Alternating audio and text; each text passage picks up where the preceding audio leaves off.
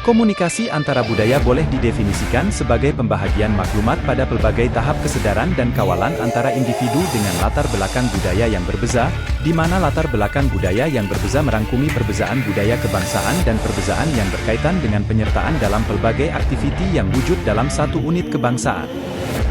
Dalam kehidupan seharian dan dunia pekerjaan, kebolehan untuk berkomunikasi secara berkesan dengan individu dari pelbagai budaya adalah kunci untuk membina hubungan sosial dan profesional yang kukuh.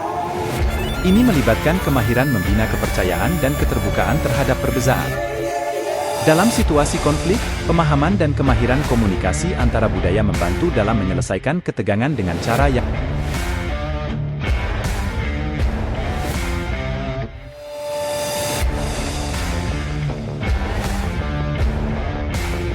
Ciri dan konsep utama teori ini adalah penekanan pada kata-kata dan maklumat tersurat, kurang bergantung kepada konteks sosial, komunikasi yang direktif, keterbukaan, efisiensi, dan peranan yang jelas.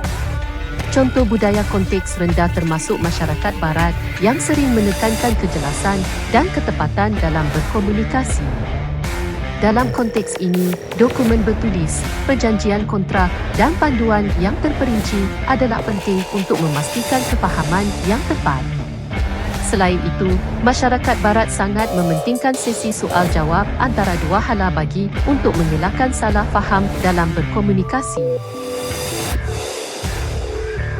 Dalam budaya dengan jarak kuasa rendah, terdapat kecenderungan untuk mengekalkan kesamarataan dan mengurangkan perbezaan antara individu dalam masyarakat. Kuasa dianggap sebagai sesuatu yang perlu diagi secara saksama dan tidak sepatutnya memberi hak istimewa yang besar kepada golongan tertentu. Contoh budaya dengan jarak kuasa tinggi termasuk masyarakat Asia Timur dan Timur Tengah. Di negara seperti India, jarak kuasa sangat tinggi dan nyata. Ini karena wujudnya sistem kasta di negara tersebut. Namun begitu contoh bagi teori ini tidak tertakluk kepada kasta. Dalam budaya kolektivis, kepentingan kumpulan ditempatkan di hadapan kepentingan individu. Individu diharapkan untuk mengorbankan kepentingan peribadi demi kebaikan bersama. Konsep ini menggariskan pentingnya kerjasama dan keharmonian dalam mencapai matlamat bersama. Budaya kolektivisme juga menitik beratkan pada pentingnya hubungan sosial. Interaksi antara individu dianggap sebagai aspek penting dalam membina kesepaduan dan kebersamaan. Dalam konteks kerja atau kehidupan sosial, sokongan dan kerjasama diutamakan. Kepentingan kumpulan dilihat sebagai lebih penting daripada kejayaan individu. Kejayaan individu dihubungkan dengan kejayaan kumpulan secara keseluruhan.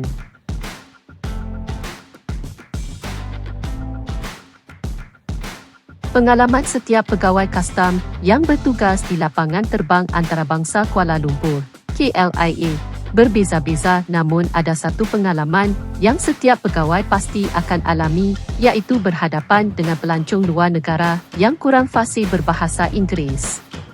Dalam urusan pekerjaan dan ketika berhadapan dengan individu seperti ini, pegawai kastam akan menciptakan suasana yang menyenangkan dengan menyambut mereka dengan senyuman dan sikap mesra. Ini kerana kami memahami perasaan kecuaian dan kebingungan boleh timbul apabila berurusan di tempat asing. Selama proses berurusan, kami juga akan menggalakkan pelancong tersebut untuk bertanya jika terdapat sebarang kekeliruan atau ketidakfahaman. Ini bertujuan untuk memastikan komunikasi dua hala dan menjelaskan sebarang keraguan yang mungkin timbul. Pengalaman ini mengajar kami tentang pentingnya kepekaan terhadap perbezaan budaya dalam komunikasi antara budaya. Dengan menerapkan teori-teori ini, kami seringkali berjaya menyelesaikan urusan pekerjaan dengan lancar dan memberikan pengalaman yang positif kepada pelancong tersebut.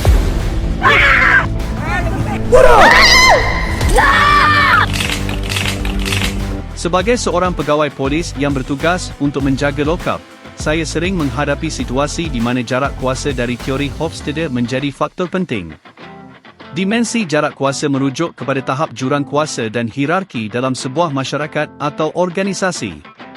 Ketika berurusan dengan orang yang ditahan, saya perlu memastikan bahawa kekuatan dan tanggungjawab saya digunakan dengan bijak dan adil. Penggunaan dimensi jarak kuasa dalam konteks ini membantu saya untuk lebih memahami pentingnya berkomunikasi dengan cara yang menghormati martabat individu yang ditahan. Sebagai pegawai polis, saya dikehendaki untuk membuat keputusan yang penting, namun, penggunaan dimensi jarak kuasa ini juga mengajar saya tentang keperluan untuk membina hubungan yang boleh dipercayai dan menggalakkan komunikasi dua hala.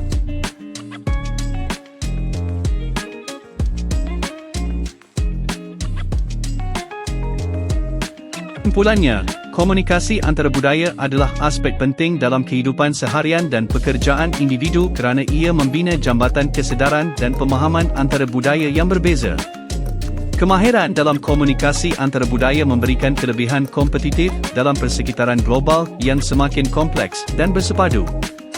Aplikasi teori komunikasi antara budaya di tempat kerja terutamanya di Malaysia membawa kepada kelebihan penting dalam membangunkan hubungan yang harmoni, meningkatkan produktiviti dan mencapai matlamat organisasi dengan lebih berkesan dalam persekitaran yang beraneka budaya. Serta mengurangkan kegusaran awam. Bersama kita membenteras jenayah. Kalau bukan kita, siapa lagi?